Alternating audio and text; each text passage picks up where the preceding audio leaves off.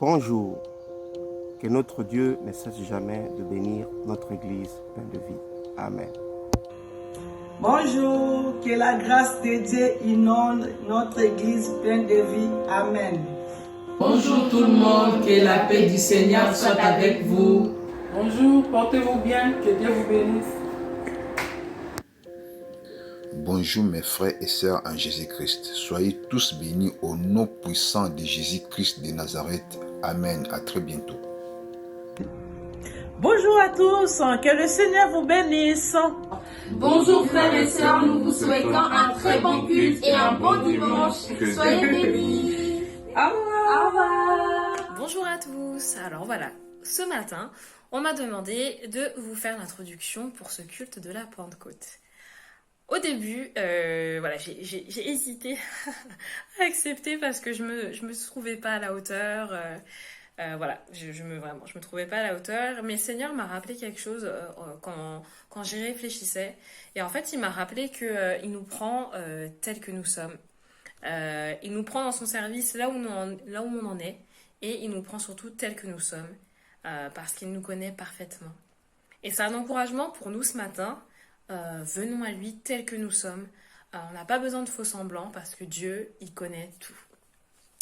Alors, la Pentecôte, c'est quoi? C'est la venue du Saint-Esprit promis par Jésus à ses disciples. Revoyons ensemble ce passage qui est dans Actes 1, au verset 4 à 8. Ma version, c'est la Bible du Semeur. Or, un jour qu'il prenait un repas avec eux, il leur recommanda, Jésus, de ne pas quitter Jérusalem, mais d'y attendre que son Père leur accorde le don qu'il leur avait promis. C'est le don que je vous ai annoncé, leur dit-il. Car Jean a baptisé dans l'eau, mais vous, c'est dans le Saint-Esprit que vous serez baptisés dans peu de jours. Comme ils étaient réunis autour de lui, ils lui demandèrent, Seigneur, est-ce à ce moment-là que tu rendras le royaume à Israël? Il leur répondit, il ne vous appartient pas de connaître les temps et les moments que le Père a fixés de sa propre autorité. Mais le Saint-Esprit descendra sur vous. Vous recevrez sa puissance et vous serez mes témoins à Jérusalem, dans toute la Judée et la Samarie, et jusqu'au bout du monde.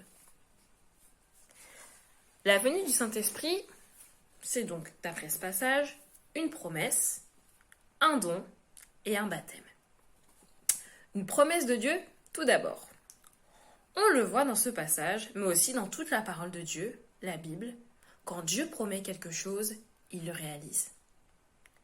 Ici, c'est Jésus qui leur fait cette promesse, et non pas les disciples qui demandent le Saint-Esprit. Qu'en à plus forte raison, Dieu nous fait une promesse, nous pouvons être assurés de sa réalisation. Même si parfois, l'accomplissement de la promesse peut prendre un peu de temps. Par exemple, on a Abraham et Sarah qui sont devenus parents quand ils étaient vieillards. Mais les temps de Dieu sont ces temps et ils sont parfaits parce qu'on a aussi l'exemple du brigand sur la croix à qui Jésus a promis le jour même qu'il sera avec lui au paradis. La venue du Saint-Esprit, c'est aussi un don. Jésus leur dit, au verset 4 du passage de Actes, c'est le don que je vous ai annoncé. Comme tout cadeau ou don que Dieu nous fait, il est parfait. Et il est bon pour nous. Le Saint-Esprit est un cadeau inestimable. Et on perçoit cela quand Jésus dit en Jean 16 au verset 7, « Pourtant c'est la vérité que je vais vous dire. Il vaut mieux pour vous que je m'en aille. En effet, si je ne m'en vais pas, le défenseur en justice ne viendra pas à vous. Mais si je m'en vais, alors je vous l'enverrai. » Il serait donc mieux que Jésus à nos côtés? Il est vraiment exceptionnel. La venue du Saint-Esprit, c'est aussi un baptême. Jésus dit au verset 5 du passage de Actes, « Car Jean a baptisé dans l'eau, mais vous, c'est dans le Saint-Esprit que vous serez baptisés dans peu de jours. » Jésus en parle comme d'un baptême plus grand encore que le baptême d'eau. Et quand Jésus ajoute au verset 8, « Mais le Saint-Esprit descendra sur vous. Vous recevrez sa puissance et vous serez mes témoins à Jérusalem, dans toute la Judée et la Samarie et jusqu'au bout du monde.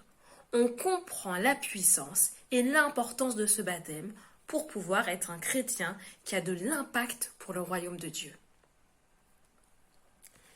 Il y aurait tant de choses à dire sur la venue du Saint-Esprit, mais ces 3 éléments, donc le fait que c'est une promesse, la venue du Saint-Esprit c'est une promesse, que c'est un don et que c'est un baptême, ces 3 éléments nous montrent bien à quel point il est important pour nous chrétiens d'être revêtus du Saint-Esprit et de marcher avec lui. Alors voilà, soyez bénis et surtout soyez remplis de l'Esprit. Maintenant, on va passer au temps de louange que Timothée a préparé et que nous allons conduire avec Timothée, lui et moi. Et il y aura une petite surprise aussi pour les enfants à la fin du culte. Vraiment, soyez bénis, frères et sœurs. Au revoir.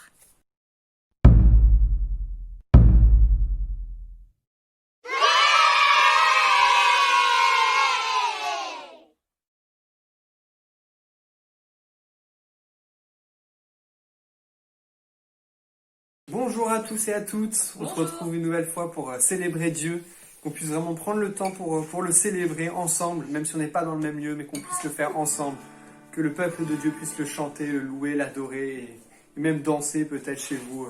Allez-y.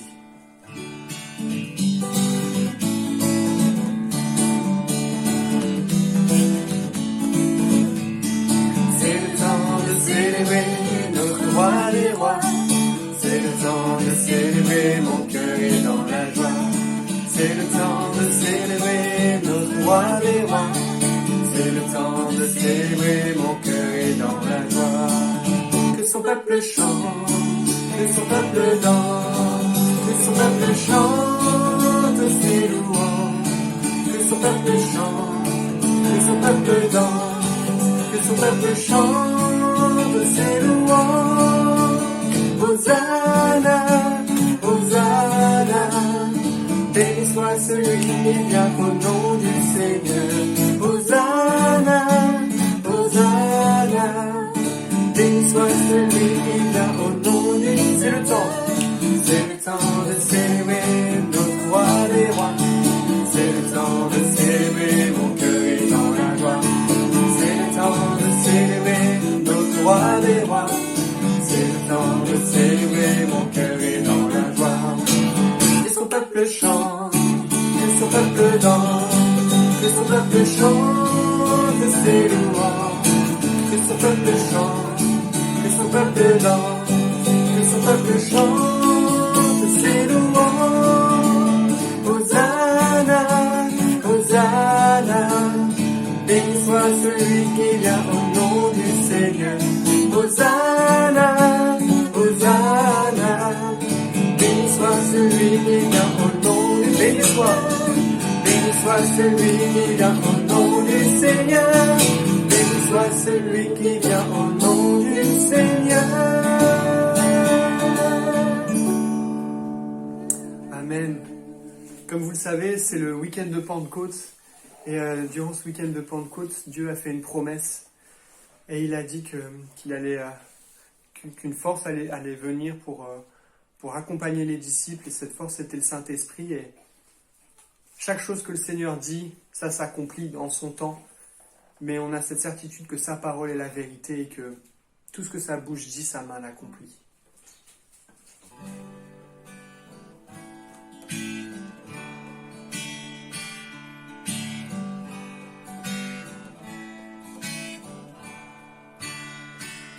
Ta parole est la vérité, elle est lumière sur mon sentier. Je peux avancer en sécurité sur les voies que tu as tracées. Amen, Amen. Ce que ta bouche a dit, ta main l'accomplit. Amen, Amen. Loué soit l'Éternel.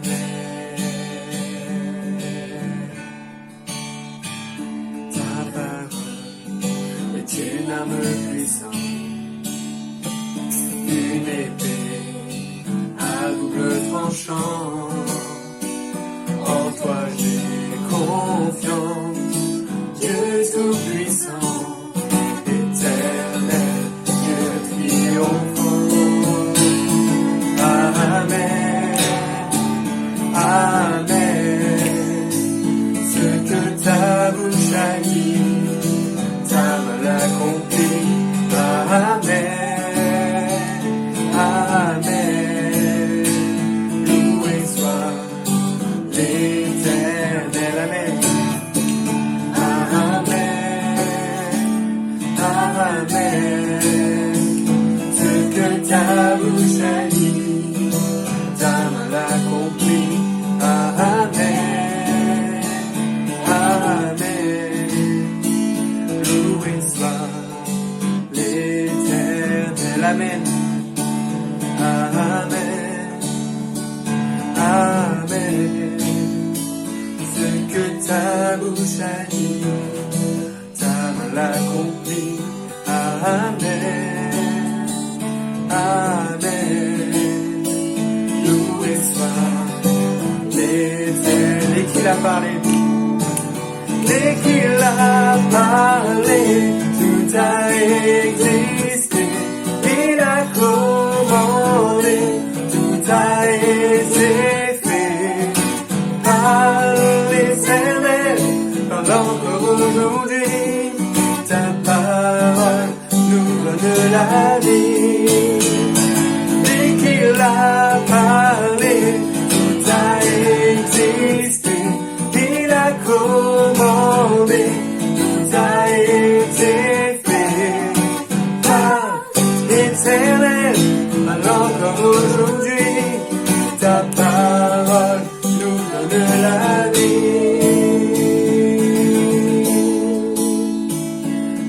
Amen, Amen. Ce que ta bouche a dit, ta main l'accomplit. Amen, Amen.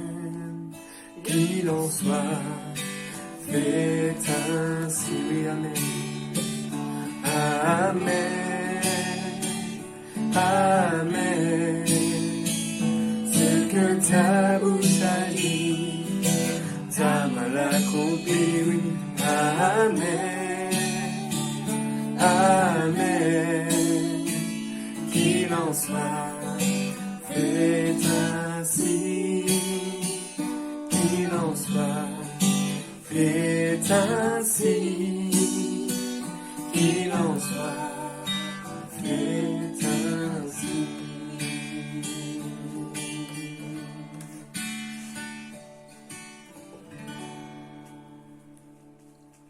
Juliane est partie s'occuper de Gabriel, mais elle est toujours là avec nous, elle chantera quand même, et nous on va continuer dans la présence du Seigneur à s'attendre à lui, et à ne pas oublier durant ce jour de Pentecôte à ce qui s'est passé, le Saint-Esprit qui est descendu sur nous.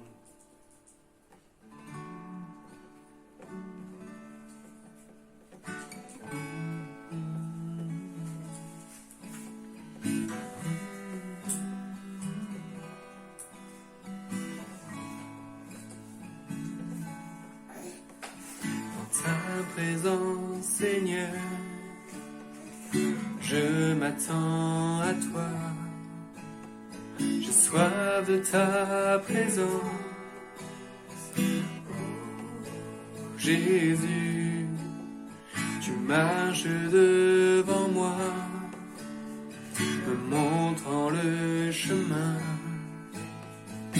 Prends-moi par la main et conduis-moi vers toi. Esprit Saint, descends sur nous comme une pluie bienfaisante.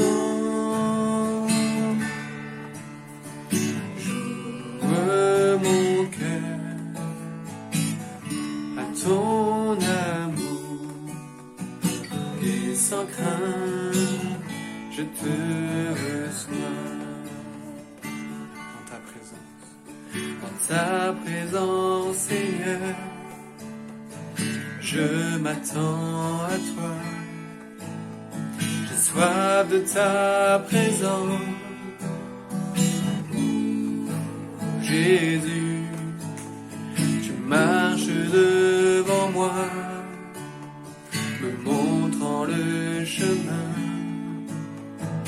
Prends-moi par la main et conduis-moi vers toi. Esprit Saint, descends sur nous comme une pluie bienfaisante. J'ouvre mon cœur à ton amour et sans crainte je te reçois, Esprit Saint, descends sur nous comme une pluie bienfaisante. J'ouvre mon cœur à ton amour et sans crainte je te reçois. J'ouvre mon cœur. J'ouvre mon cœur à ton amour et sans crainte je te reçois.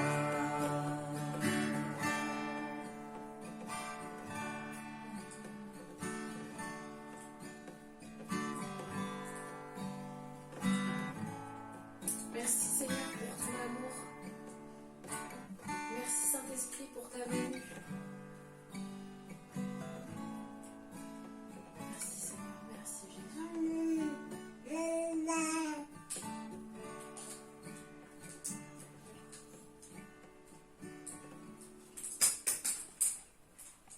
Ouais, Saint-Esprit, viens. Seigneur, nous avons soif de plus. Viens, attise en nous la passion pour ton nom. Viens, tombe en ce lieu et sois le seul maître.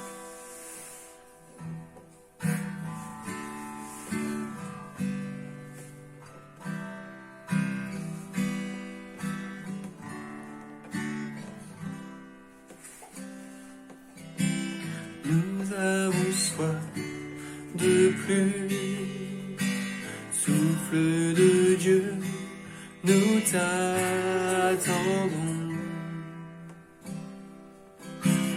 Nous avons soif de plus, Esprit de Dieu, souffle sur nous. Remplis-nous à nouveau, remplis-nous à nouveau, feu dévorant, attise en nous la passion pour ton nom. Esprit de Dieu, tombe en ce lieu, sois le seul maître, sois le seul maître en nous.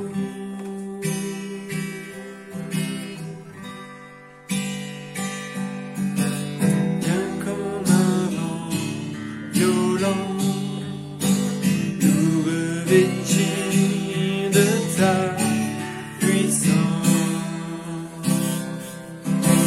Délivre les captifs, libère-nous pour te louer. Seigneur, envoie ta gloire.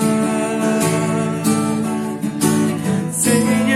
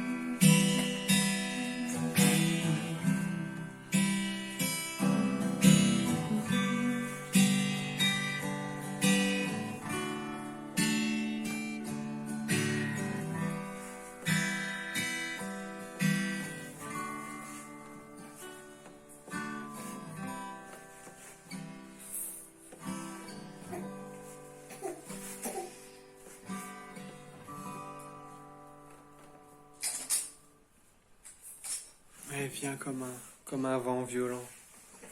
Comme il y a eu un grand bruit et un vent et ces langues de feu qui se sont posées sur les disciples. Viens, Saint-Esprit, par ton vent et remplis-nous tout à nouveau. Et viens, Saint-Esprit, par ta pluie et viens couler sur nous. Viens par ton feu. Embrase nos vies, embrase nos cœurs. Viens, Saint-Esprit.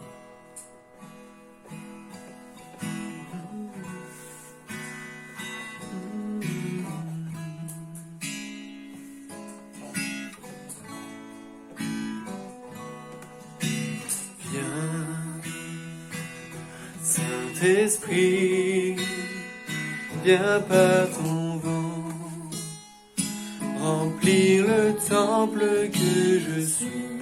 Oh, viens, Saint-Esprit, souffle puissant, brise d'amour, courant de vie, souffle sur moi, souffle sur moi, souffle sur moi, souffle sur moi, souffle sur moi, souffle vent de Dieu. Viens, Saint-Esprit, viens par ta pluie, mouiller la terre que je suis. Oh, viens, Saint-Esprit, flot impétueux, source d'amour, fleuve de vie, coule sur moi, coule sur moi, coule, coule sur moi, coule sur moi, coule sur moi, coule, pluie de Dieu.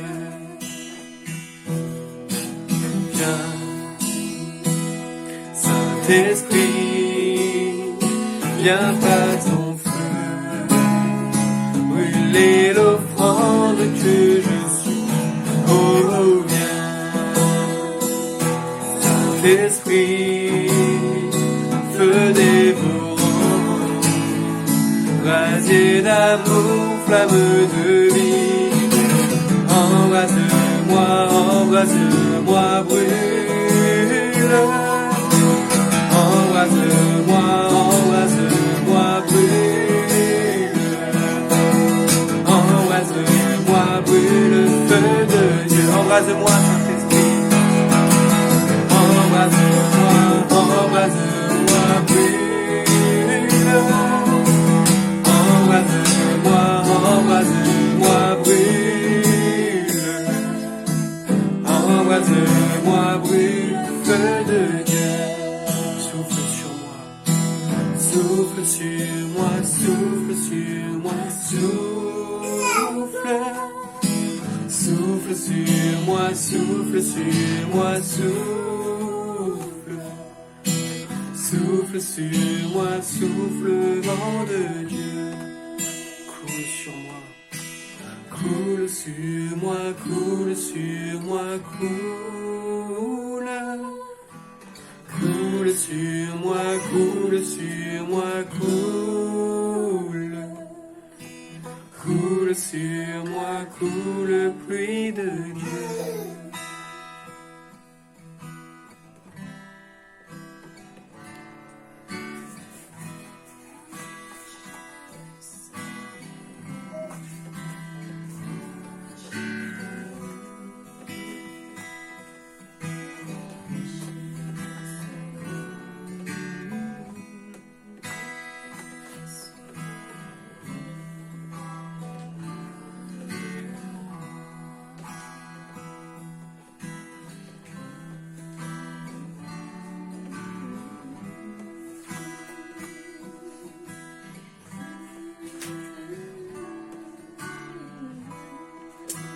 Saint-Esprit, viens par ton vent, viens par ta pluie, viens remplir nos vies, viens remplir nos maisons là où nous sommes, Seigneur.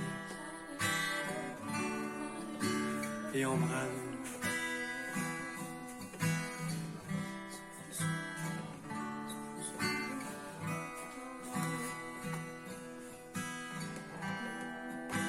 Saint-Esprit est présent, il est encore là. C'est pas quelque chose qui est réservé pour les disciples, c'est de l'époque, c'est quelque chose qui est encore réel aujourd'hui. Le Saint-Esprit est vivant et il agit encore. Alors laisse-le te visiter encore ce matin.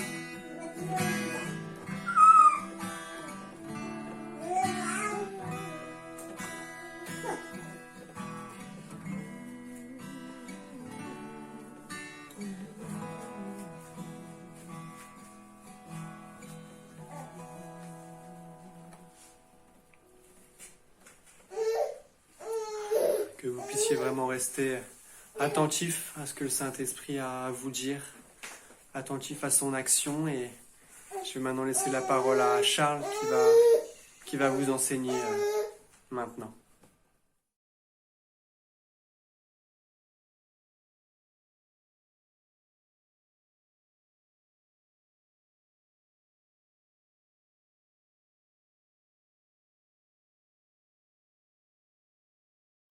Frères et sœurs, bonjour. Je suis très content de vous retrouver ce matin pour ce culte sur la Pentecôte. Je suis très content que Bernard m'ait sollicité pour vous apporter une méditation.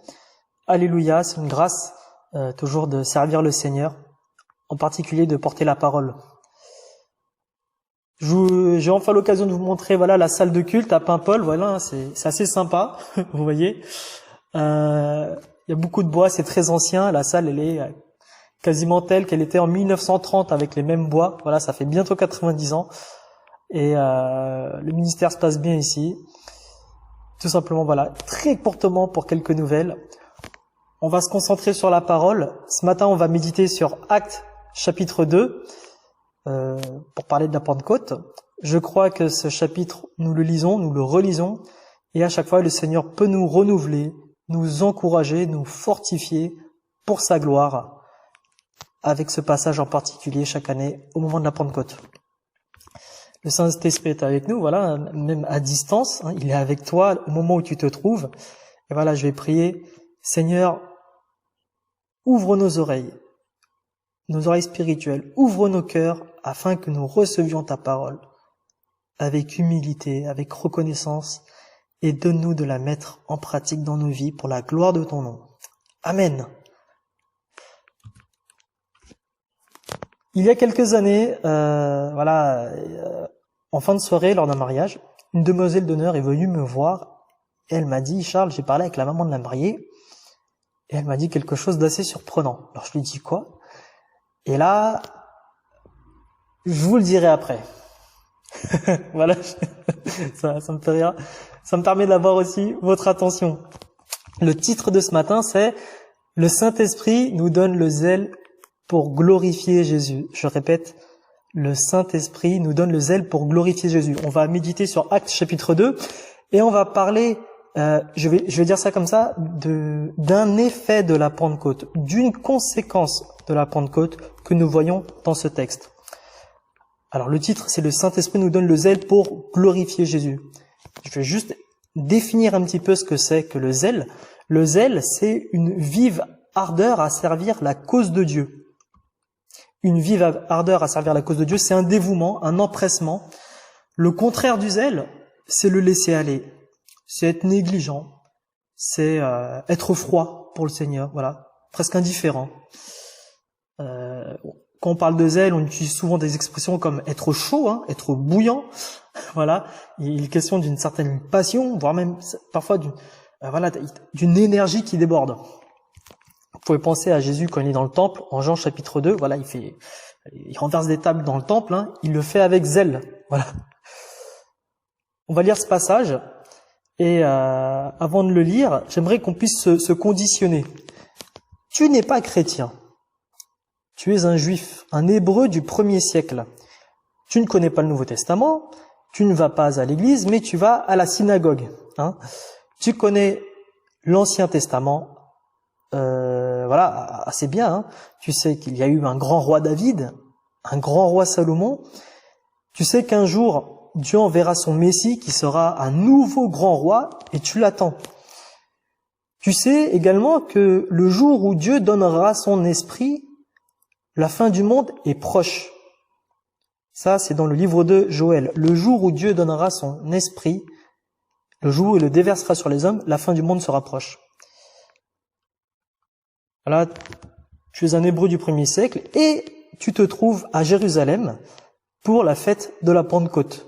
Voilà, la fête des moissons. Je vais lire Actes chapitre 2, les 6 premiers versets, je lis dans la version second 21, et je vous rappelle, on est des Juifs du 1er siècle, on n'est pas parmi les disciples, mais on est à Jérusalem. Et je vais lire, voilà, les 6 premiers versets. Quand le jour de la Pentecôte arriva, ils étaient tous ensemble au même endroit. Tout à coup, il vint du ciel un bruit comme celui d'un vent violent qui remplit toute la maison où ils étaient assis. Des langues qui semblaient de feu leur apparurent, séparées les unes des autres, et elles se posèrent sur chacun d'eux. Ils furent tous remplis du Saint-Esprit et se mirent à parler en d'autres langues, comme l'Esprit leur donnait de s'exprimer. Or, il y avait en séjour à Jérusalem des Juifs pieux venus de toutes les nations qui sont sous le ciel. Nous, en l'occurrence. Verset 6, à ce bruit, ils accoururent en foule, ils furent stupéfaits parce que chacun les entendait parler dans sa propre langue. Voilà pour la lecture. Alors nous, en tant que foule, on ne connaît que le verset 6. Voilà. On entend juste un bruit, on accourt, et on est stupéfait de voir des Galiléens, d'autres Juifs, mais qui parlent notre langue à tous. Voilà, ils parlent chinois, ils parlent peut-être le créole d'Haïti, que sais-je encore, le lingala, entre autres. Voilà. Il y a un grand bruit qui nous surprend, et on entend des louanges de Dieu dans nos langues. Et parmi nous, là, il y a deux grandes réactions. Il y a deux parties, il y a deux groupes qui se forment. Il y a ceux qui sont remplis d'étonnement et d'admiration. Ça, c'est les versets 7 à 12 dans notre passage. Et ces personnes-là ont besoin d'explications. Qu'est-ce qui se passe? Qu'est-ce qui est en train de se passer là? Et puis, il y a un deuxième groupe, on va appeler ça les gens perplexes, ceux qui trouvent, je vais dire ça comme ça, qui trouvent des explications eux-mêmes. Ah bah ceux-là, certainement, ils sont sous. C'est le verset 13. En fait, peu importe dans quel groupe tu te trouves. Dans les deux cas, nous, Juifs du 1er siècle, lorsque nous assistons à cette scène, dans tous les cas, nous avons besoin d'explications. Dans tous les cas, nous ne comprenons pas. Dans tous les cas, nous avons besoin d'écouter pour découvrir quelque chose que nous ne connaissons pas. Dans tous les cas, nous avons besoin d'apprendre. Nous avons besoin d'une vérité. Pierre connaît les Écritures. Il est parmi les disciples qui sont là. Si le Saint-Esprit n'était pas encore venu, je crois qu'il n'aurait jamais pris la parole. Mais maintenant que le Saint-Esprit est venu sur lui, Pierre a le courage, le zèle de faire ce qu'il va faire. Il va prendre la parole au verset 14. Je vais dire quelques mots sur Pierre à ce moment-là. À la fin de l'évangile de Luc, donc voilà, on voit dans les évangiles que Pierre, voilà, il a lâchement abandonné Jésus, il s'est fait remettre en cause par une femme. Mais depuis, il y a eu du changement. Dans Luc, chapitre 24, on voit que Jésus lui ouvre l'intelligence pour qu'il comprenne les Écritures, afin qu'il devienne un témoin, lui et les autres disciples. C'est donc un nouveau Pierre, je vais dire ça comme ça, par rapport à celui des évangiles. Ici, il reçoit le Saint-Esprit, une puissance, c'est la personne même de Dieu, qui va lui donner du courage. En fait, dans le nouveau Pierre, qu'on a devant nous, Pierre a d'abord de la connaissance, parce que maintenant il connaît les Écritures, et aussi il a de la puissance, il a du zèle, du courage pour faire ce qu'il doit faire, pour être un témoin de Jésus. Notons qu'au passage, il fait du zèle et du courage pour faire ce qu'il va faire, parce que qu'est-ce que va faire Pierre en prenant la parole? Il va prêcher en public le même message que Jésus, et qui a fait que Jésus a été condamné à mort. Il est en train de marcher dans les pas de son maître. Si vous avez un petit peu de bon sens, si une personne a été condamnée pour avoir fait une action, si vous avez un minimum de bon sens, il est hors de question de faire la même chose que lui, parce qu'on va mourir aussi. C'est une folie. Or, c'est bien ce que Pierre est en train de faire ici. Il marche dans les pas de son maître, parce que c'est son rôle maintenant d'être un témoin. Il le fait avec la puissance du Saint-Esprit. On pourrait dire, même pas peur, hein. Quelle puissance avec lui, alléluia. Voilà le nouveau Pierre, voilà, il connaît les Écritures et il a la puissance du Saint-Esprit. Il peut maintenant répondre à la foule que nous sommes. Il lui faut ces deux choses, la connaissance des Écritures et le courage, le zèle, la puissance que lui donne l'Esprit. Je vais parler de cette deuxième partie. La connaissance des Écritures, c'est important, mais je vais parler de cette deuxième partie, le zèle. Maintenant, on va quitter le premier siècle et tu vas penser à ta vie aujourd'hui, ta vie de chrétien. Frères et sœurs, nous méditons la parole les dimanches. Tu médites la parole certainement dans ta chambre, dans ton salon, dans les transports, hein, lorsque tu trouves du temps. Nous connaissons toujours mieux Jésus petit à petit, jour après jour. Je crois que, en tant que chrétiens, nous avons parfois un point faible. Nous manquons de courage et de zèle. Quel est le résultat? Eh bien, tout ce que nous avons appris, dimanche après dimanche, peut-être même mardi après mardi, pour les études bibliques, nous le gardons essentiellement pour nous. Nous manquons de zèle parfois. Non seulement avec les croyants, mais aussi avec les non-croyants. On a besoin, tout le monde a besoin du message de l'évangile, que l'on soit pas croyant ou que l'on soit croyant, hein.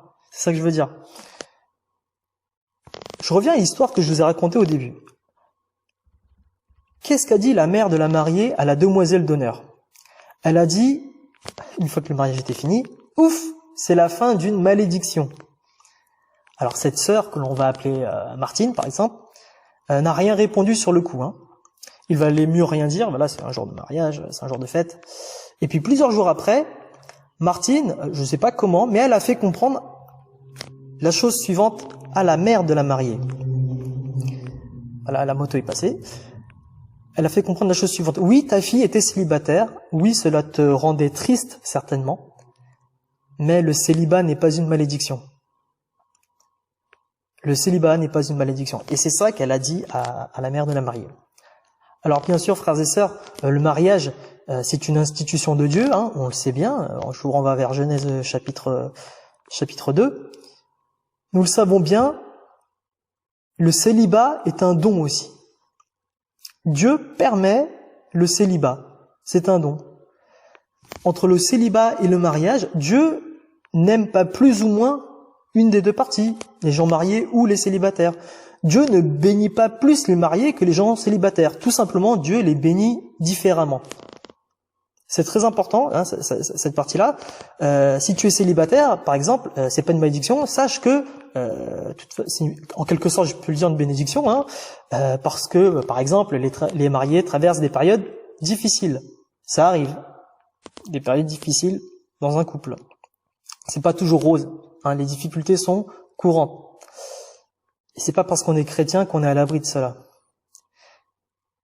Et même parfois, je vais le dire comme ça, la solitude peut être plus pesante lorsque l'on est en couple que lorsque l'on est célibataire.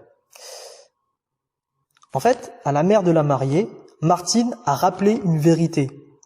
Celui qui a Christ a tout. Il est heureux. Il est pleinement heureux en Jésus. Il vaut mieux être, je vais dire ça comme ça, célibataire en Christ plutôt que marié et de ne pas avoir la foi. La vraie malédiction, c'est de ne pas avoir la foi. C'est ça la vérité biblique. Et elle a eu, alors avec tout l'amour de Jésus et toute la douceur, hein, elle a pu le dire à la maman, vous imaginez un instant comment la mère a pu être bousculée en entendant ce rappel de l'évangile au plus profond d'elle-même. Martine lui a rappelé l'évangile. C'était une chrétienne, la maman, hein. Elle lui a rappelé l'évangile. Ta fille, elle est heureuse parce qu'elle a Jésus. Voilà. Et toute chose pâlissent, hein, devant cette lumière. Frères et sœurs, Martine avait du zèle. Lorsqu'elle a entendu, elle n'a pas réagi sur le coup à ce que la mère a dit, mais elle avait le zèle et l'amour, je crois, pour réagir en temps et en heure. Imaginez si Martine n'avait rien dit.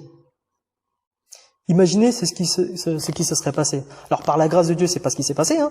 Mais Martine, je vais dire ça comme ça, voilà. tout ce qu'elle connaît sur Jésus, elle a pu le partager à la mère. Elle a pu lui dire ce qu'elle a appris de la parole de Dieu. Ça a été pour elle, je vais dire ça comme ça, une saine révolte. Elle n'a pas pu se taire. Elle a dû dire que voilà, il vaut mieux être en Jésus que toute autre chose dans ce monde. Ça montre son zèle pour Jésus. Je reviens à la Pentecôte. Nous sommes parmi une foule d'Hébreux et nous avons des interrogations. On voit des gens qui parlent nos langues, voilà. Et à ce moment-là, Pierre nous prêche l'évangile à nous qui sommes de la foule. Pierre n'a pas gardé toutes les connaissances de l'écriture qu'il avait pour lui, mais il nous a transmis avec zèle, avec courage, avec la puissance de l'Esprit, ce que les Écritures disent. Si Pierre n'avait pas eu le Saint-Esprit, eh ben il n'aurait rien dit. Et imaginez s'il n'avait rien dit. Qu'est-ce qui se serait passé? Eh bien, par la grâce de Dieu, c'est pas ce qui s'est passé. Pierre, sous la puissance du Saint-Esprit, a pu prendre la parole. Il avait eu le cran de marcher dans les pas de son maître et il a pris des risques. Résultat, conversion de 3000 personnes. C'est un signe clair, lorsque Pierre prend la parole, il montre son zèle pour Jésus. Et c'est ce que l'on va voir. Pierre vient de recevoir le Saint-Esprit, il est zélé. Il est zélé pour glorifier Jésus. Alors on va lire rapidement une partie de son discours, juste le début, c'est les versets 14 à 21. Pierre cite l'Ancien Testament, et il dit « Hommes de Judée, vous tous qui séjournez à Jérusalem, comprenez ce qui se passe et prêtez l'oreille à mes paroles. Ces gens ne sont pas ivres comme vous le supposez, car il est 9 heures du matin. Mais maintenant se réalise ce qu'a dit le prophète Joël. Dans les derniers jours, dit Dieu, je déverserai mon esprit sur tout être humain. Vos fils et vos filles prophétiseront. Vos jeunes gens auront des visions et vos vieillards auront des rêves. Oui, sur mes serviteurs et sur mes servantes, durant ces jours-là, je déverserai mon esprit et ils prophétiseront. Je ferai des prodiges en haut dans le ciel et des signes miraculeux en bas sur la terre. Du sang, du feu et une vapeur de fumée. Le soleil se changera en ténèbres et la lune en sang avant l'arrivée du jour du Seigneur, de ce jour grand et glorieux. Alors, toute personne qui fera appel au nom du Seigneur sera sauvée. Voilà pour la lecture de la première partie du discours de Pierre. Alors voilà, nous on est hébreux, on est des juifs pieux, on connaît le livre de Joël. On sait que le jour où Dieu donne son esprit, eh bien la fin du monde est proche. Pierre dit que cela vient de se faire. Alors, pour nous, très logiquement, on se dit, tiens, c'est bientôt la fin du monde. Ils ne seront sauvés que ceux qui font appel au Seigneur. Alors, je vais dire ça comme ça en tant que foule du premier siècle. Je vais pas dire qu'on panique, mais là, il y a quelque chose de sérieux qui est en train de se jouer. Pierre poursuit dans la suite de son discours en disant que c'est Jésus qui a été mis à mort et qui est ressuscité, qui est le Messie conformément à ce que l'Ancien Testament a annoncé. Waouh! On a le choix là de suivre Jésus ou pas. Et je vous ai dit la réponse, 3000 conversions. J'en profite, si tu regardes cette vidéo et que tu ne crois pas en Jésus, que tu n'as pas encore mis ta confiance en Jésus, eh bien sache que Dieu t'aime et qu'il veut te sauver. Il a envoyé Jésus-Christ sur la croix qui est mort pour tes péchés, pour tous les péchés que tu as commis, et si tu crois, tu seras sauvé. Tu iras au paradis. Tu vivras cette vie avec le Saint-Esprit de Dieu. Et c'est là la plus grande bénédiction. Repens-toi de tes péchés. Je t'exhorte à te repentir de tes péchés, à prier pour recevoir le Saint-Esprit et à prendre contact avec le pasteur de l'église du Pain de Vie à Épinay-sur-Seine. C'est le meilleur choix que tu peux faire de ton existence. Voilà, je t'y encourage vraiment fortement. Je reviens au discours de Pierre. Vous voyez, le discours, ça commence par l'explication de ce qu'est le grand bruit. C'est la venue du Saint-Esprit. Et petit à petit, je veux dire ça comme ça, le projecteur se déplace. Il y a un fil conducteur qui mène à la personne de Jésus-Christ. Comprenez bien ce que je suis en train de dire. Pierre connaît les Écritures, il est zélé. Et qu'est-ce que ces deux choses le font en lui? Eh bien, il parle de Jésus. C'est ça le but de l'Esprit Saint. C'est de glorifier Jésus. Pierre est zélé, on pourrait dire ça comme ça. Pierre est zélé, Mais si on dit juste ça, l'affirmation, je vais dire ça comme ça, elle est incomplète. Il manque l'essentiel. Il manque le but, il manque la cause. Pierre est zélé pour Jésus. Toi aussi, sois zélé pour Jésus. Frères et sœurs, dans ce monde, croyants ou non, les hommes et les femmes sont zélés pour tout un tas de choses. Être zélé, c'est pas compliqué. Il suffit d'avoir une passion. Il suffit de vouloir trouver l'âme sœur. Il suffit de vouloir à tout prix se faire accepter dans un groupe. Il suffit de vouloir se faire remarquer ou de ne pas vouloir faire perdre la face, de vouloir avoir du succès, tout ce que vous voulez. Les gens sont zélés.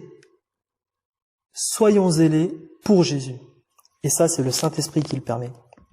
Je finis en lisant un livre de James Packer qui s'appelle Connaître Dieu. C'est un classique, c'est l'un des meilleurs bouquins après la Bible. Et si vous avez envie d'offrir quelque chose à quelqu'un que vous ne savez pas quoi, un petit livre, Connaître Dieu, James Packer, meilleur cadeau qui existe pour un chrétien. Voici ce qu'il dit sur le zèle. Le zèle est une réaction contre tout ce qui s'oppose à Dieu. Ceux qui connaissent Dieu ne peuvent pas rester inactifs, tandis que Dieu est bafoué ou discrédité. Vous repensez à Pierre lorsqu'il entend des gens qui disent « ces gens-là, ils sont sous ». Non, ils viennent de recevoir le Saint-Esprit. Je reprends. Ils ressentent vivement l'obligation de faire quelque chose, ceux qui connaissent leur Dieu. Plus loin, il dit « ceux qui connaissent leur Dieu sont sensibles à ce qui peut mettre en péril directement la vérité et l'honneur de Dieu. Plutôt que de laisser pourrir la situation, ils préféreront toujours l'exposer au grand jour, cherchant par là à forcer un changement d'opinion, même s'il leur faut courir quelques risques. » C'est bien ce que Pierre a fait. Jésus a été condamné pour avoir proclamé un message. Pierre, qu'est-ce qu'il fait? Il proclame le même message, à ses risques et périls. Je poursuis sur ce que dit Packer. Le zèle n'est pas limité aux grands gestes publics. Il ne commence même pas par les gestes publics. Ceux qui connaissent leur Dieu sont des hommes et des femmes de prière. C'est dans la prière que s'exprime leur zèle et leur ardeur pour Dieu. Et vous le savez bien, s'il y a des personnes qui sont âgées, qui n'ont plus la force physique ni de parler, ni d'agir, eh bien ils peuvent toujours prier. Et cela montre leur zèle. Il finit, l'auteur, je résume courtement ici, en disant « Si nous manquons d'ardeur et de zèle, cela prouve que notre connaissance de Dieu est encore superficielle. » C'était le cas des apôtres avant la venue du Saint-Esprit. Et depuis que le Saint-Esprit est venu, comme Jésus l'a dit en Jean 15, depuis que ce Saint-Esprit est venu, les apôtres, voilà, ils comprennent Dieu différemment. Ils comprennent Dieu réellement. Avant ça, ils mélangeaient des choses, on peut le dire comme ça, mais maintenant tout est clair pour eux. Ils connaissent Dieu. Frères et sœurs, soyons zélés pour glorifier Jésus-Christ. Le Saint-Esprit nous permet de connaître Dieu. S'il te manque du zèle, alors prie. Prie que l'Esprit Saint t'en donne, qu'il te fortifie, qu'il te motive. Le Saint-Esprit est une puissance. S'il te manque du zèle, repense à l'amour de Dieu, dont la manifestation suprême, c'est la croix en Jésus-Christ. Dieu s'est incarné et il paie pour nos péchés, pour tes péchés. Il nous aime, il t'aime. Jésus-Christ est allé à la croix pour te sauver. C'était dans ton intérêt. C'est dans ce message que Pierre a puisé tout son zèle pour glorifier Jésus lors de la Pentecôte. Voilà un effet de la Pentecôte, un effet de l'Esprit Saint. Il nous donne du zèle. Que le Saint-Esprit te donne du zèle encore et encore. Sois-en rempli, que le Seigneur te bénisse. Alléluia. Frères et sœurs, c'était pour moi une joie de partager la parole avec vous. On continue de prier pour vous avec Céline. Que le Seigneur vous bénisse. À très bientôt. Kenavo, comme on dit en Bretagne.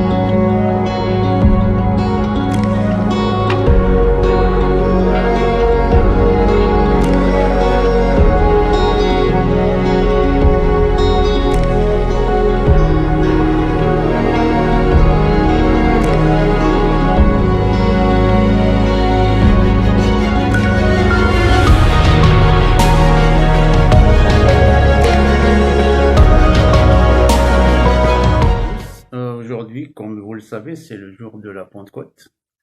Donc, le jour de la Pentecôte, c'est le Saint-Esprit promis par Jésus à ses disciples qui est descendu sur eux. Donc, un jour où il a pris un repas avec eux. Donc, il leur a dit de ne pas quitter Jérusalem jusqu'à ce que le Saint-Esprit descendra sur eux. Et il leur a dit aussi de proclamer avec la puissance du Saint-Esprit la bonne nouvelle à tous les peuples et à toutes nations. Donc, chose qui a été faite un jour où ils étaient réunis à 120, après donc que Jésus est monté au ciel, il siège à la droite de Dieu le Père. Donc, ce jour-là, vers 9h du matin, ils ont reçu le Saint-Esprit qui est descendu comme un vent. Donc, c'est comme des flamèches aussi. Et qu'ils virent apparaître des sortes de langues donc, qui se posèrent sur chacun d'eux. Et donc, chacun d'eux parlait avec des langues inconnues.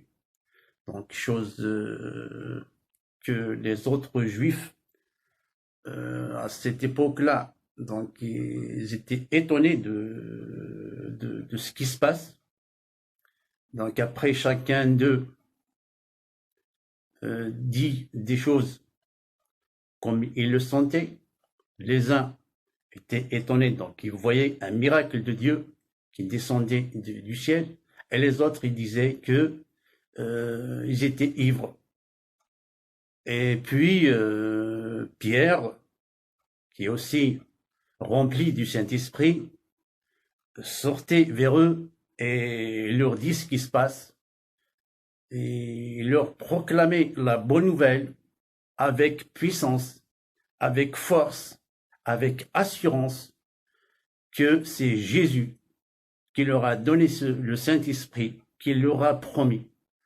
Donc, Pierre proclamait la bonne nouvelle et beaucoup de personnes croyaient, ont cru en Jésus en ce jour-là. Comme nous, aujourd'hui, on a cru en Jésus et on a reçu le Saint-Esprit, on a reçu le don du Saint-Esprit. Et donc, on proclame la bonne nouvelle comme nous a dit Jésus. Bonjour, bonjour à tous. Nous sommes honorés ce matin de pouvoir célébrer avec vous, famille Meyer, la Seine. Et pour ce faire, je vais introduire par un passage qui se trouve dans l'évangile de Luc, si vous voulez ouvrir avec moi. Évangile de Luc au chapitre 22, et nous allons relire ensemble ces quelques lignes qui nous rappellent la Pâque de Jésus avec ses disciples, la dernière Pâque. Et il est dit: le jour de la fête des pains sans levain, où l'on devait tuer l'agneau de Pâques, arriva. Jésus envoya Pierre et Jean en leur disant: « Allez nous préparer le repas de la Pâque, et où veux-tu que nous le préparions ?» lui demandèrent-ils. « Eh bien, quand vous entrerez dans la ville, vous rencontrerez un homme portant une cruche d'eau. Suivez-le jusqu'à la maison où il entrera, et voici comment vous parlerez au maître de la maison. Le maître te fait dire où est la pièce où je prendrai le repas de la Pâque avec mes disciples. Alors, il vous montrera à l'étage supérieur une grande pièce aménagée, c'est là que vous ferez les préparatifs. » Ils partirent donc, trouvèrent tout comme Jésus leur avait dit et préparèrent le repas de la Pâque. Pause, nous voyons une fois de plus à quel point dans ce que Dieu fait, tout a un but, tout a un sens et le Seigneur pourvoit aux besoins et même dans le cadre de sa dernière Pâque. Et si on continue la lecture, voilà ce qu'il nous est dit.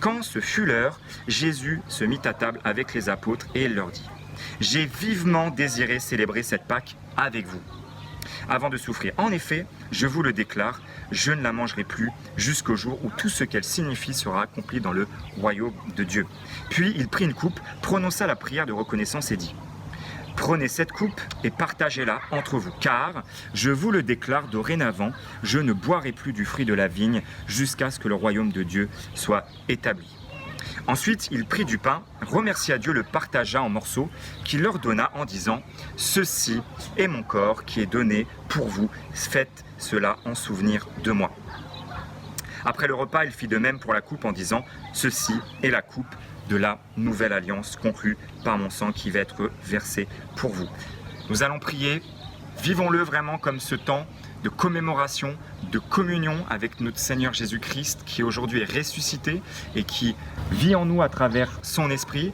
Mon père va prier pour le pain et puis je vais demander à ma mère si elle veut bien de prier pour le vin.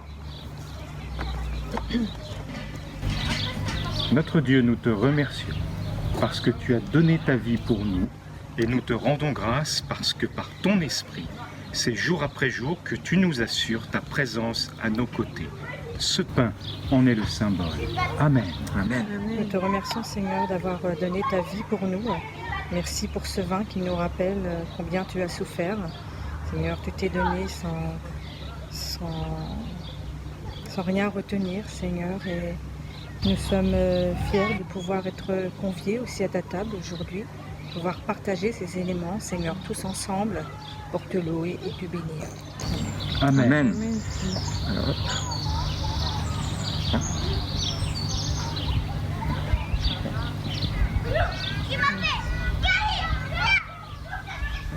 Merci pour ton corps, Seigneur.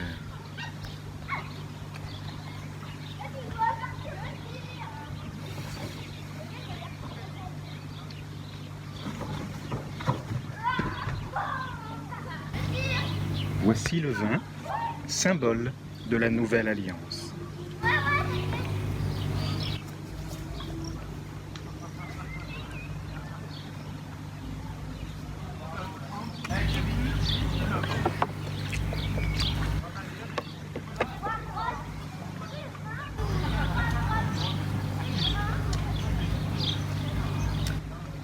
Amen. Amen.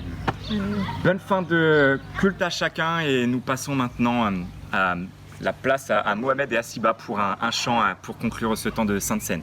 Nous vous embrassons, nous vous aimons et nous vous disons à très bientôt. Au revoir. Au revoir.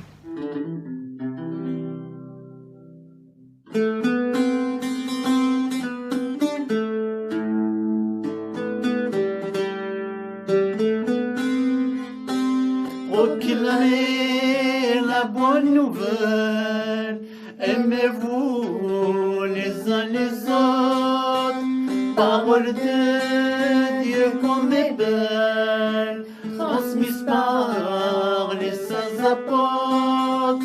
Proclamez la bonne nouvelle, aimez-vous les uns les autres, parole de Dieu comme est belle, transmise par les saints apôtres. Croyez en l'Éternel, et à que lui, il n'y en a pas d'autre. Et croyez en l'Éternel, et à que lui, il n'y en a pas d'autre. Proclamez la bonne nouvelle pour tous les peuples et toutes nations. Proclamez la bonne nouvelle pour tous les peuples et toutes nations.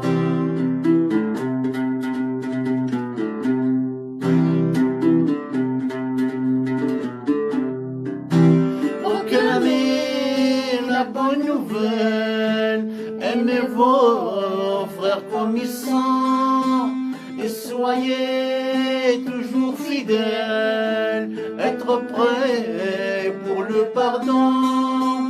Proclamez la bonne nouvelle, aimez vos frères comme ils sont, et soyez toujours fidèles, être prêts pour le pardon.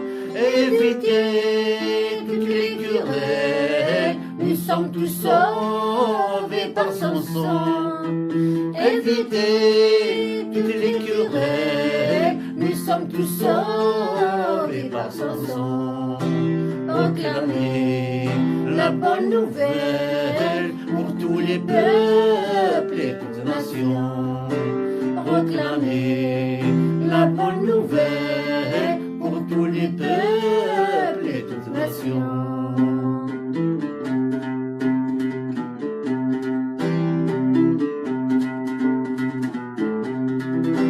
Proclamez la bonne nouvelle avec foi et amour.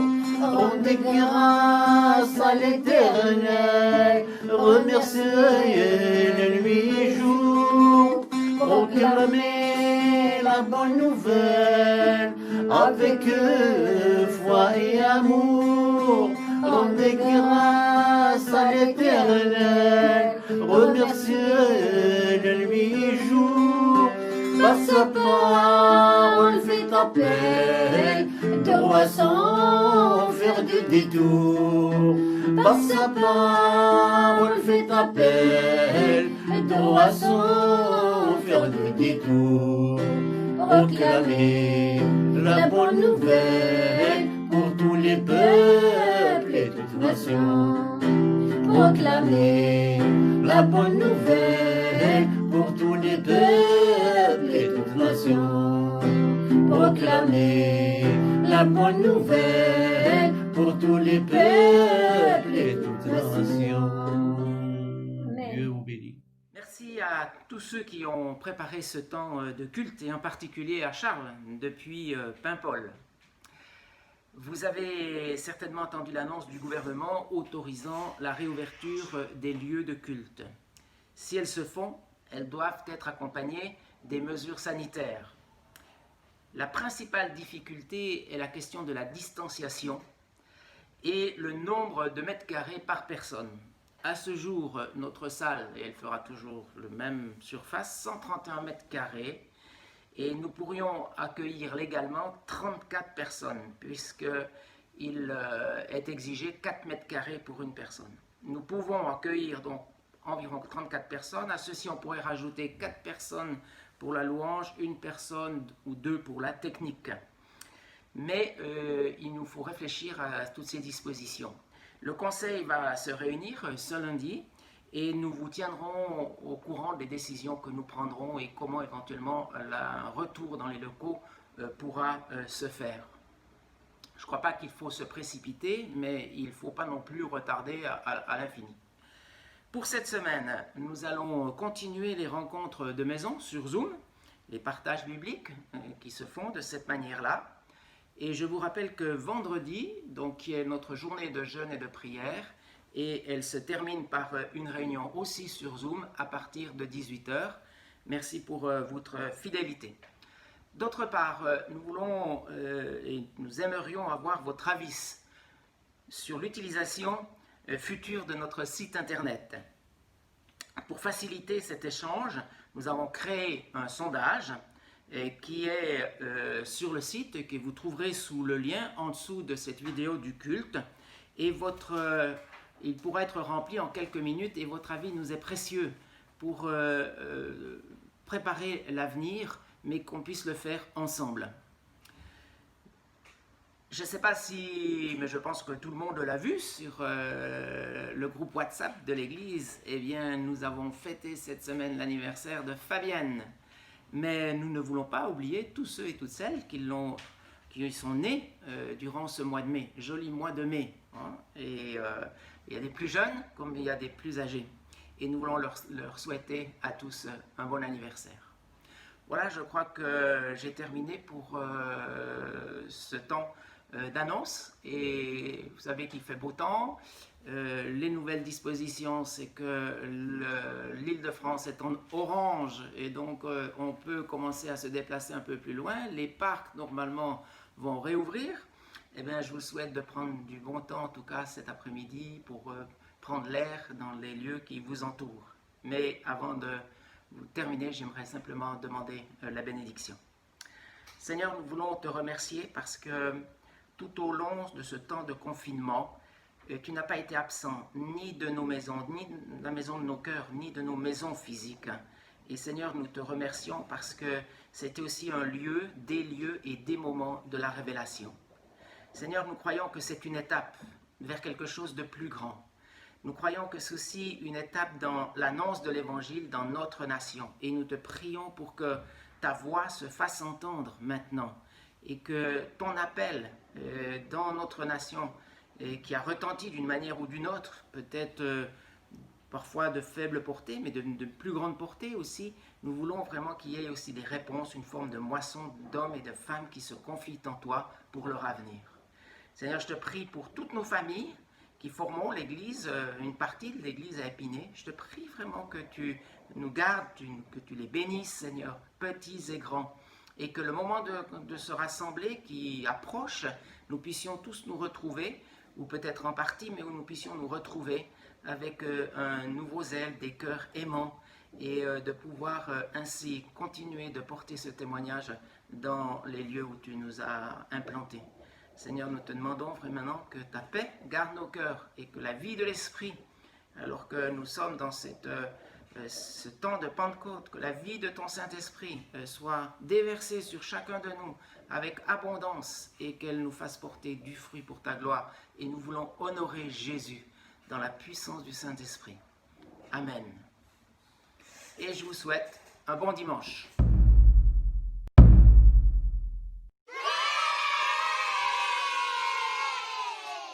Bonjour tout le monde, on se retrouve aujourd'hui pour passer un temps avec Dieu et on va commencer par passer un temps dans la musique, dans les danses, dans les chants, dans les rires, que vous puissiez vraiment prendre plaisir à ce temps avec Dieu. Vous pouvez appeler vos frères et sœurs, vos parents, et pour ce faire je serai accompagné de moi-même pour faire les gestes.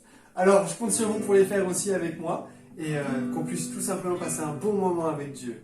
Il n'y a vraiment personne comme Jésus.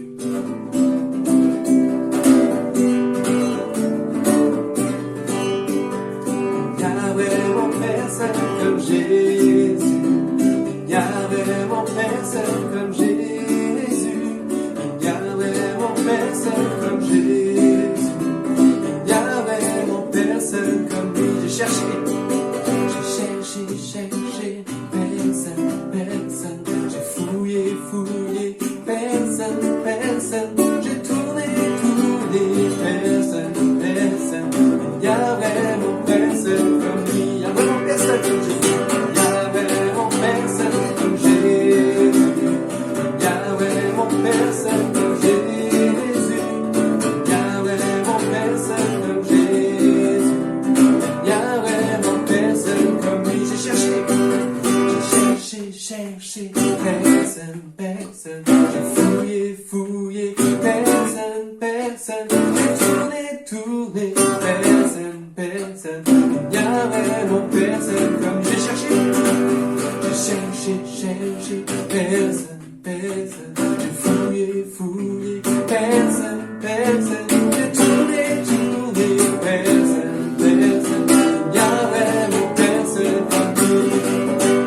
Il n'y a vraiment personne comme Jésus. Il n'y a vraiment personne comme Jésus. Il n'y a vraiment personne comme Jésus. Il n'y a vraiment personne comme lui. Il n'y a personne comme notre Dieu. Vraiment personne. On a beau chercher, il n'y a rien qui est comme lui, au-dessus de toute chose. Ouais, on va pouvoir dire au revoir à mon moi qui fait de la danse. D'accord? Et on va pouvoir continuer ensemble. Et maintenant, un chant que vous connaissez, Ma Petite Lumière.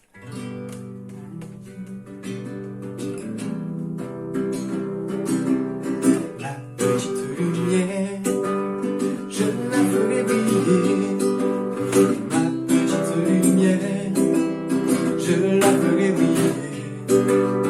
Ma petite lumière, je la ferai briller.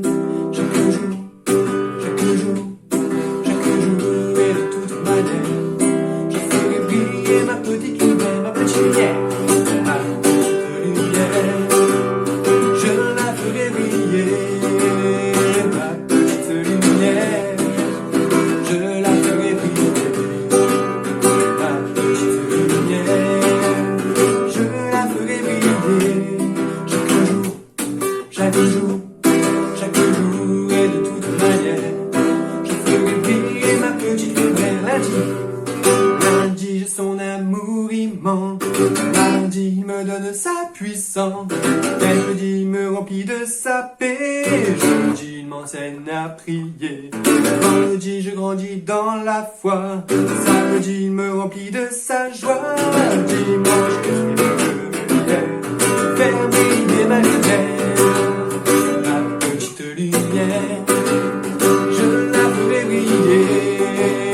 Ma petite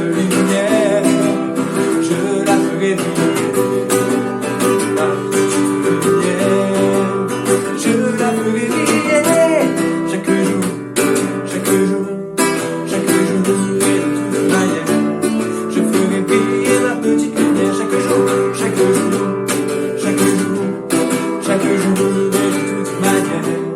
Je ferai briller ma petite lumière.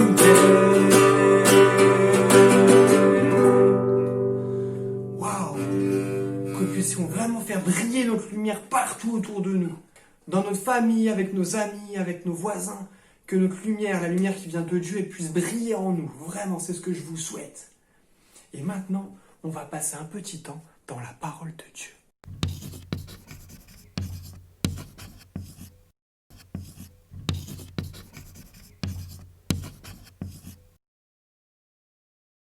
Aujourd'hui, on va parler de la Pentecôte. Est-ce que tu sais ce que c'est la Pentecôte? Moi, je connais. Oui? La Pentecôte de bœuf. Non, pas vraiment. Quelqu'un d'autre? C'est pas un jour férié? Oui, est-ce que tu sais pourquoi c'est un jour férié? Parce qu'on célèbre le Saint-Esprit. Mais c'est quoi le Saint-Esprit? Très bonne question. Le Saint-Esprit fait partie de Dieu. C'est Dieu. Il y a Dieu le Père, Dieu le Fils et le Saint-Esprit. Moi, j'y crois même pas. Ça n'existe pas, le Saint-Esprit. On peut même pas le voir. Bon, s'il existe, il n'y a pas besoin de le voir. Regarde par exemple. Comment faire bouger ce moulin? Souffle. Oui, tu as raison, on essaye. Est-ce que tu as vu quelque chose de toucher? Non. Vous avez vu quelque chose de toucher? Non. Alors comment ça se fait qu'il a tourné? Oui. Bah, t'as soufflé, c'est le vent. Bah oui, c'est le vent. Est-ce que tu vois le vent? Non. On ne voit pas le vent. Mais on sait qu'il est là parce qu'on le voit agir. Le Saint-Esprit, c'est exactement la même chose. On ne le voit pas, mais on le voit quand il agit. Dans la parole de Dieu, on a vu qu'à Pâques, Jésus est mort pour nous, pour nos péchés, pour nous sauver.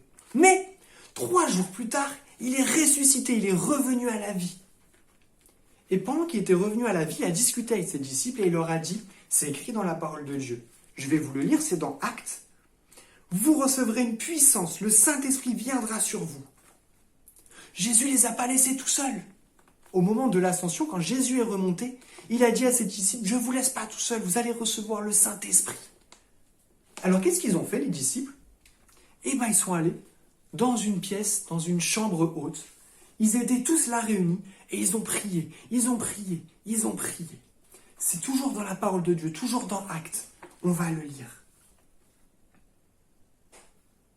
Quand le jour de la Pentecôte arriva, ils étaient tous ensemble au même endroit. Tout à coup, il vint du ciel un bruit, comme celui d'un vent violent qui remplit toute la maison où ils étaient assis. Des langues de feu leur apparurent et elles se posèrent sur chacun d'entre eux. Ils furent tous remplis du Saint-Esprit et se mirent à parler en d'autres langues, comme l'Esprit leur donnait de s'exprimer. Waouh! T'imagines, ils sont tous là en train de prier. Oh, des langues de feu sur leur tête. Et se sont mis à parler dans plein de langues. Mais pourquoi ils se sont mis à parler dans plein de langues? C'est une bonne question, ça. C'est parce qu'à ce moment-là, dans la ville où ils étaient, à Jérusalem, il y avait plein de gens qui venaient de plein de pays différents. Et quand ils ont commencé à parler dans toutes les langues, les gens, ils étaient là, mais c'est ma langue, ça, je reconnais. Mais c'est ma langue, ça. Et ils comprenaient ce qu'ils disaient. Et donc, ils comprenaient ce que les disciples leur annonçaient, la bonne nouvelle dans leur langue. Et ce jour-là, plein de gens furent touchés et se convertirent. Ils crurent en Dieu et leur donnèrent leur vie. Toi aussi, tu peux demander que le Saint-Esprit vienne en toi. Tu as juste à prier. D'accord? Nous allons faire cette prière ensemble. Seigneur Jésus, merci pour ton Saint-Esprit. Merci parce que il peut nous aider, il peut nous guérir, il peut nous consoler. Jésus, je te prie que le Saint-Esprit puisse venir en moi. Et je veux te donner mon cœur et qu'il soit rempli du Saint-Esprit. Amen. Amen. Et on va prendre un petit chant, d'accord, qui parle de ce Saint-Esprit.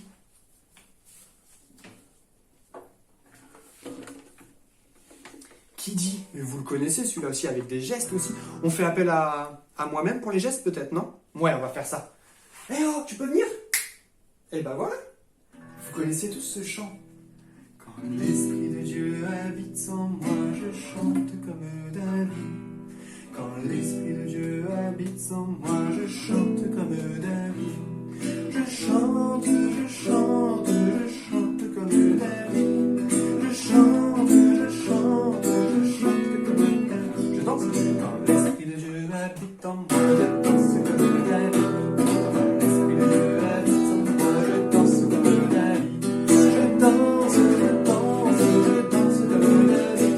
Je danse, je danse, je danse comme David. Quand l'Esprit de Dieu habite en moi, je prie comme David. Quand l'Esprit de Dieu habite en moi, je prie comme David. Je prie comme David.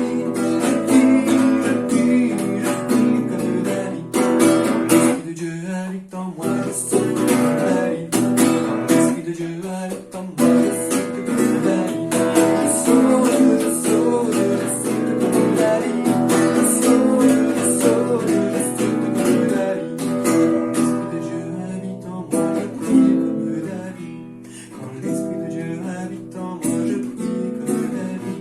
Je prie, je prie, je prie comme David.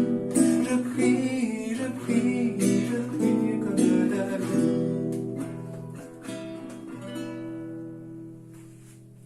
Merci beaucoup. Voilà, c'est tout pour aujourd'hui. J'espère que vous avez appris plein de choses. N'hésitez pas à me demander, à me poser des questions, il n'y a pas de souci.